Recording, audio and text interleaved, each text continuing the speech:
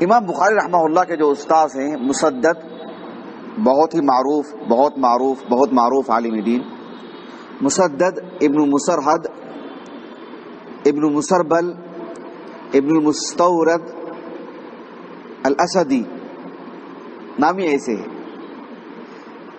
البتہ حافظ ابو الحجاج المزی، بلکہ حافظ ابن حجر نے بھی تہذیب و تہذیب میں لکھا ہے کہ ان کا نام تھا عبد الملک، ان کے والد کا نام تھا عبد العزیز، عبد الملک ابن عبد العزیز، لیکن مسدد لقب تھا آپ کا، قولا سدیدہ مسدد، اسی لیے آپ کو کہا جاتا ہے کہ اسم مسمى عالم دین مسدد۔ ابو الحسن کنیت ہے آپ کی، علماء بصرہ میں سے ہیں، 228 ہجری سن وفات ہے آپ کا۔ امام بخاری رحمہ اللہ کے اساتذہ کی لمبی فہرست ایسی ہے جو 221 سے 228 کے درمیان وفات پائے ہیں، ایسی بڑی تعداد ہے، بہت بڑی تعداد امام بخاری کے مشائخ کی رحمہ اللہ۔ حافظ ابن حجر رحمہ اللہ نے 10ویں طبقے میں آپ کا ذکر فرمایا ہے۔ کتب ستہ کی سبھی کتابوں میں آپ کی مرویات نہیں ہیں، یعنی کتب ستہ کی سبھی کتابوں میں آپ کی مرویات ہیں، مقصود یہ ہے کہ سوائے امام مسلم کے الصحیح اور حافظ ابن ماجہ رحمہ اللہ کے السنن، ان دو کو چھوڑ کر کے شیخین میں سے صرف امام بخاری اور سنن اربعہ میں 3، امام ابو داؤد، امام ترمذی، امام نسائی، ابن ماجہ رحمہ اللہ اپنی سنن میں ان کی کوئی روایت نہیں لائے ہیں مسدد رحمہ اللہ سے متعلق۔ حافظ ابن حجر رحمہ اللہ نے تقریب التہذیب میں ثقۃ حافظ کہا ہے۔ یہ صحابہ کے بعد تعدیل کی اگر بات کرتے ہیں تو یہ سب سے اعلیٰ درجہ ہے حافظ ابن حجر کے پاس رحمہ اللہ، ثقۃ حافظ۔ ابو حاتم الرازی، ابو عبد الرحمن النسائی، یحییٰ بن معین، حافظ ابن حبان رحمہم اللہ اجمعین، ان سب اہل علم نے آپ کو ثقہ کہا ہے۔ یحییٰ بن سعید القطان رحمہ اللہ باوجود امام مسدد رحمہ اللہ کے استاذ ہیں، لیکن آپ کی بہت ہی عزت کرتے تھے، اکرام کرتے تھے، بڑی تجلیل، اور آپ کہا کرتے تھے لو اتینا مسددا فحدثته في بيته لكان يستأهل، یعنی اگر میں مسدد کے گھر جاؤں اور میں جو ہے ان کو حدیثیں بیان کروں، طالب علم کو آنا چاہیے نا، ایک استاذ کہہ رہے ہیں، اور استاذ بھی کون؟ یحییٰ بن سعید القطان رحمہ اللہ، میں ان کے پاس جاؤں، ان کے گھر جاؤں، ان کے گھر جا کر کے میں حدیثیں بیان کروں، فحدثته فی بیتہ لکان یستأہل، وہ اس کے اہل ہیں، وہ یہ چھوٹی موٹی بات نہیں ہے، یہ وہ علماء ہیں جو جانبداری کبھی نہیں برتی انہوں نے، یہ میرے اپنے ہیں، وہ میرے دور کے ہیں، ان کا ایک ایک جملہ بھی حدیث رسول کی خاطر، سمجھ رہے نا آپ؟ یہ وہ علماء ہیں، ایسا نہیں ہے کہ میں ان کے بارے میں کہہ دوں اور ان کے بارے میں کچھ کہہ دوں، یہ وہ علماء ہیں جنہوں نے ان کے بارے میں کہا تو اسے عبادت سمجھ کے کہ کل کے دن میرا گریبان کوئی نہیں پکڑے گا، ایسے الفاظ، چاہے وہ تعدیل میں ہو چاہے وہ تجریح میں ہو، اس طرح کے کلمات۔ ابو زرعہ الرازی رحمہ اللہ کہتے ہیں کہ احمد بن حنبل رحمہ اللہ کہا کرتے تھے کہ مسدد صدوق فما كتبته عنه فلا تعده، ابو زرعہ الرازی سے کہتے تھے فما كتبته عنه فلا تعده، یعنی مطلب اعادہ کی ضرورت نہیں، آپ نے ان سے نوٹ کر لیا نا تو آپ کو لکھائیں گے ہی، وہی لکھائیں گے ہی ایسے، جس میں مزید پھر جو ہے مطلب جانچ پرکھ کی ضرورت نہیں ہے، مزید مراجعہ، مزید اعادہ، نظر ثانی نہیں۔ مسدد رحمہ اللہ سے آپ نے لیا ہے تو آپ کے پاس بڑی عمدہ چیز ملی ہے، کس درجہ کی عمدہ چیز آپ اندازہ لگائیے، آگے بتاتا ہوں آپ کو انشاءاللہ۔ ایک راوی ہیں جعفر بن ابی عثمان الطیالسی، وہ کہتے ہیں کہ میں نے یحییٰ بن معین رحمہ اللہ سے کہا عمن اکتب بالبصرہ، یہ بڑی اہم چیز ہے، میں جو رجال پر لکھانا چاہتا ہوں آپ کو، صرف یہ مقصد میرا نہیں ہے۔ صحیح بخاری کا معاملہ کیا ہے معلوم؟ صحیح بخاری کا مقصد معاملہ ایسا ہے کہ اس کی اسانید ہر زاویے سے پرکھی گئی ہیں۔ تلقت الامت بالقبول، ہے کہ نہیں؟ سب جانتے ہیں الحمدللہ، عامت الناس بھی جانتے ہیں، اور اہل علم تو علمی اعتبار سے جانتے ہیں۔ لیکن مجھے یہاں پر بتانا اصل مقصود یہ ہے کہ امام بخاری رحمہ اللہ کی جو اسانید ہیں الجامع الصحیح میں، وہ روات کیسے ہیں، دو ناحیے سے میں آپ کو بتانا چاہتا ہوں کہ علمی اعتبار سے جو اس کا اتنا وزن ہے وہ کیوں کر ہے، وہ وزن ہم آپ کو بتائیں، علمی اعتبار سے ہم جانیں، یہ ایک میرا مقصد ہے۔ دوسرا مقصد یہ ہے کہ اس عظیم کتاب کے لیے، ان احادیث کے لیے جن رجال کا اللہ نے انتخاب فرمایا ہے، وہ کیا صرف طوطی کی طرح رٹ کر کے حافظہ مضبوط کیے ہوئے لوگ تھے؟ نہیں، حدیث رسول کے لیے وہ معزز نفوس تھے۔ وہ یہ بھی ہمارا مقصد ہے۔ یہ دو بنیادی مقصد لے کر کے میں اتنی تفصیل بتاتا ہوں آپ کو۔ ایک یہ کہ علمی وزن جو ہے 1200 سال کی تاریخ میں، وہ کیوں کر ہم بھی واقف ہوں، یہ کیا بات ہے اس میں، کیوں اس کے اسانید کو اتنی اہمیت دی گئی، جبکہ ہم دیکھتے ہیں ایک راوی سے متعلق یحییٰ بن معین ضعیف کہتے ہیں، امام نسائی ضعیف کہتے ہیں، ابو زرع الرازی ضعیف کہتے ہیں، اور وہی راوی صحیح بخاری میں ہوتے ہیں۔ کبھی کبھار تو ایسے ہوتا ہے تعجب خیز بات کہ ایک راوی کا نام لے کر کے کہتے ہیں کہ ان سے روایت کرتے ہیں تو ضعیف ہیں، اور امام بخاری وہی سند لے کر کے آتے ہیں، اور وہی اہل علم اس کو جو ہے قبول کر لیتے ہیں۔ ویسی کیا بات ہے، وہ کیا گہرائی امام بخاری میں رحمہ اللہ۔ تو یہ چیزیں ہم علمی اعتبار سے بھی لیں، جانیں، واقف ہوں، یہ ایک مقصد ہوتا ہے ہمارا رجال کو پڑھنے کا صحیح بخاری کے۔ دوسرا یہ کہ وہ جو اعلیٰ درجے کے نفوس ہیں ان جیسے بننے کی کوشش کریں، یہ ایک دوسرا مقصد ہے۔ تو میں جو بتانا چاہ رہا ہوں آپ کو منہجی طور پر علم کے لیے، کہ ابو عثمان جعفر ابن ابی عثمان الطیالسی وہ کہتے ہیں کہ یحییٰ ابن معین سے میں نے پوچھا کہ بصرہ جاؤں تو کس سے پڑھوں؟ یحییٰ ابن معین رحمہ اللہ نے کہا اکتب عن مسدد فإنہ ثقۃ،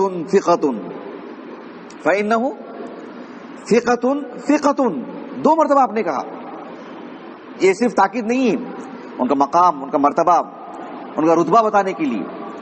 ایک طالب علم کو کس کی کتاب پڑھنی چاہیے، کون سی کتاب پڑھنی چاہیے، کس عالم سے کیا پڑھنا چاہیے، وہاں جاتے ہیں تو کون علماء ہیں، کن سے رابطہ ہو، یہ بھی ایک طالب علم کو منہجی طور پر سیکھنا چاہیے، پڑھنا چاہیے، اور اپنے اساتذہ، اپنے مشائخ سے اس کی رہنمائی لینا چاہیے، تاکہ ایک صحیح ان کی رہنمائی ہو سکے۔ امام مسدد کا جب نام لیا گیا تو مسدد کے علاوہ کوئی اور نہیں تھے بصرہ میں، لیکن اہمیت بتانے کے لیے آپ ان سے لیں تو کیا فوائد ہوں گے، یہ چیز۔ احمد ابن عبداللہ العجلی، ایک اور بنیادی بات میں آپ کو بتا رہا ہوں، بڑی اہم چیز۔ احمد ابن عبداللہ العجلی، میں نے مسدد رحمہ اللہ سے متعلق ان کو بتا دیا ہوں میں، لیکن آپ لوگوں کو بھی بتا رہا ہوں تفصیل سے۔ احمد ابن عبداللہ العجلی، ان کی کتاب ہے معرفت الثقات، الشاملہ میں ہے، ضرور دیکھ لیا کیجیے آپ ایک مرتبہ، یہاں پر الشاملہ میں ہے، دیکھ لیں معرفت الثقات، احمد ابن عبداللہ العجلی رحمہ اللہ، ان کی کتاب ہے، کافی مرتبہ نام آتا ہے ان کا۔ یہ کہتے ہیں کہ مسدد رحمہ اللہ کے بارے میں کہتے ہیں کہ بصری ثقہ کان یملی علی، وہ مجھے حدیث املا کرواتے تھے، حتی افجر، ضجرہ سے، یہاں تک کہ میں مطلب یعنی تھک گیا میں۔ اصل میں تضجر کہتے ہیں بے قراری کو، بے اطمینانی کو، سست ہو جاتے نا، رہنے دیجیے، بس کیجیے، ابھی نہیں ہوگا کسی بھی کام کے لیے۔ تضجر، تنگ دلی، دل تنگ ہو جائے، بھر جائے دل، بے قراری محسوس کرے آدمی، اکتاہٹ محسوس کرے۔ تو کہا کہ جو ہے حتی افجر، میں تھک جاتا، وہاں تک مجھے لکھاتے تھے۔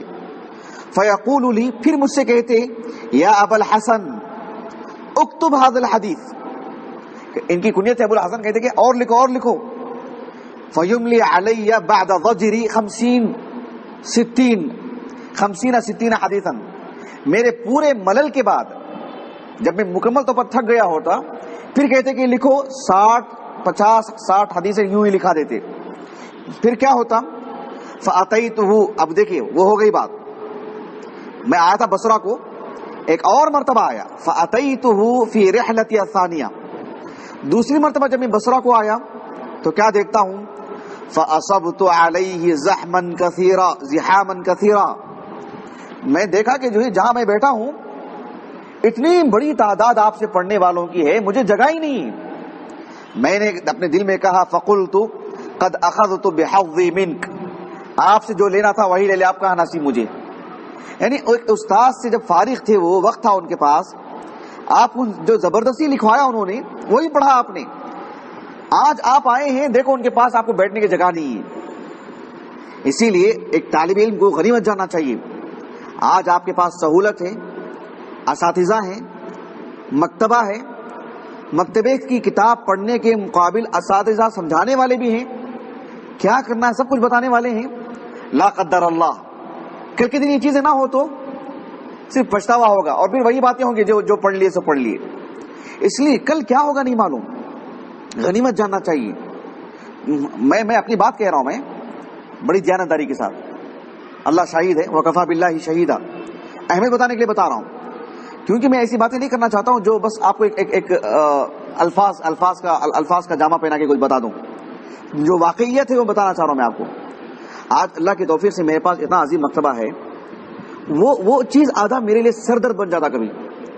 مثلا اگر میں کچھ نہ پڑھوں، کچھ نہ کروں، کسی کا سوال کا جواب آتے رہتا وہ نہ لکھوں، یا کچھ مسئلہ آتا ہے میں اس کا حل نہ کروں، یا از خود ایسے نہیں کہ آج کا صحیح بخاری پڑھنا ہے، از خود ایسے مطالعہ نہ کروں، ایک گھبراہٹ سی ہوتی ہے کہ کہاں یہ نعمت چھن نہ جائے، اور کل کے دن صرف ایک افسوس کرتا بیٹھ جاؤں کہ ہوتا تو میں پڑھ لیتا. ایک دو دن کی پہلے کی بات ہے، میں ایسے سویا ہوں اپنے اہلیہ کے بازو میں، مطلب نہیں ہو پایا مجھے، آنکھوں سے آنسو نکل گئے بے ساختہ. مجھ سے کہا کہ نہیں، جب تک میں 2 سوالات کے جوابات نہیں لکھوں گا میں کسی کے بھی جو آتے رہتے میرے نام پر، مطلب بے قراری ہو رہی تھی کہ ہمارے علماء اگر سوئے ہوئے تو اتنا سارا ذخیرہ ملتا تھا کہ ہم کو نہیں ملتا تھا. ہم کو یہ بات میں آپ کو جو ہے بس امتحان کے طور پر کہہ رہا ہوں، احساس پیدا کرانے کے لیے کہ کل کیا ہوتا نہیں معلوم. یہ صرف ایسی باتیں نہیں ہیں، یہ بہت بڑی باتیں ہیں.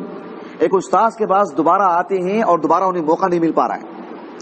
آج آپ کے لیے ایک شخص دیوانہ پڑتا ہے آپ کے پیچھے، کوئی بھی شخص، اگر آپ اس سے فائدہ نہیں اٹھاتے ہیں، اسے لوٹتے نہیں ہیں، اس سے علم حاصل نہیں کرتے ہیں، اسے پورا نکال نہیں لیتے ہیں، کل کے دن آپ کو ملاقات کے لیے بھی موقع نہیں ملے گا، آپ کو فائدہ نہیں ہوگا. آپ کو آج آپ کے پاس فراغ ہے، جو آپ لے سکتے ہیں لے لیں تو آپ کے لیے بہت ہے. کل کے دن آپ کے لیے جو ہے مواقع نہیں رہیں گے تو کیا کریں گے؟ نسأل اللہ السلامہ. یہ چیز جو ہے یعنی ہمیں بتاتے تک نہیں کوئی، میں عام طور پر بتا رہا ہوں، یہ چیزیں ہم جانتے تک نہیں. ہم فارغ ہو جاتے ہیں، سند مل جاتی ہے، بڑے ہو جاتے ہیں، تب کہیں جا کے یہ قول پڑھتے ہیں تو آپ اپنا کان پکڑتے ہیں، یا اللہ اس وقت کوئی بتا دیا ہوتے تو ہم چمٹ کے ہوتے فلاں سے. ایسی زندگی ضائع ہوتی ہے.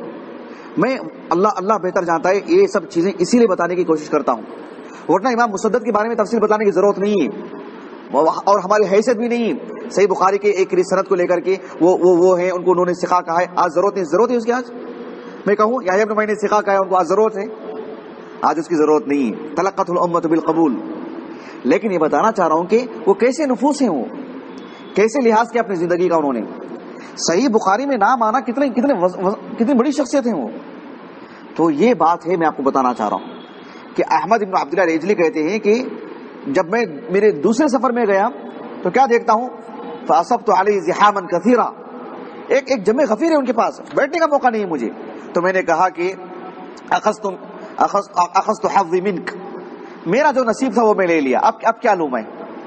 آپ نے مجھے زبردستی جو آخر میں 50-60 حدیثیں لکھوائے ہیں وہ میرا ذخیرہ ہے، وہ بس اور کیا ہے. یہ بڑی اہم چیز ہوتی ہے، اس کو غنیمت جانیے، اس کو بہت غنیمت جانیے، ورنہ کل کے دن صرف الفاظ رہ جائیں گے، ہم کر لیتے تو اچھا تھا، یہ نہیں ہونا چاہیے. بہرحال ابو نعیم الاصفہانی، ابو نعیم فضل بن دکین البغدادی رحمہ اللہ، علماء کوفہ میں سے ہیں وہ اصل میں. وہ کہتے ہیں، ان سے احمد بن عبداللہ العجلی کہتے ہیں، میں نے ان کا نام پوچھا ایک مرتبہ کہ مسدد کا نام کیا ہے. کہا کہ یا احمد هذه رقیۃ العقرب، عقرب بچھو کی ڈنک، یہ تعدیل ہے، یہ توصیف ہے ان کی، یہ تعریف ہے ان کی، مدح ہے. حیۃ العقرب یعنی حیۃ الوادی کہتے تھے کس کو؟ علی بن المدینی کو حیۃ الوادی. کیوں؟ اس لیے کہ مطلب کڑی نگاہ رکھنے والے، ان کی اپنی ایک ہیبت کا اپنا ایک مقام فن رجال میں. کہا کہ یہ رقیۃ العقرب ہے، بچھو کی ڈنک، مطلب یہ کہ اتنی تیز ترار اور اتنی مطلب وضاحت کے ساتھ یہ اپنی بات دینے والے. رتی برابر بھی فرق نہیں. اسی لیے ابو حاتم الرازی رحمہ اللہ کتاب الجرح والتعدیل میں ایک عجیب بات لکھے ہیں جسے حافظ ابو عبداللہ الذہبی نے تذکرۃ الحفاظ میں بھی نقل کیا ہے. میں تو کتاب الجرح والتعدیل سے نقل کیا ہوں. ابو حاتم الرازی رحمہ اللہ کے بارے میں کہتے ہیں کہ اگر آپ کو ایسی حدیث مل جائے, کیسی حدیث کہ مسدد عن یحییٰ بن سعید القطان عن عبید اللہ بن عمر العمری عن نافع عن ابن عمر رضی اللہ عنہما کأنہا الدنانیر, گویا کہ دینار ہے وہ دینار. ثم قال, اس سند سے اگر آپ کو حدیث مل جائے کأنک تسمعها من النبی صلی اللہ علیہ وسلم, یعنی مباشرتاً,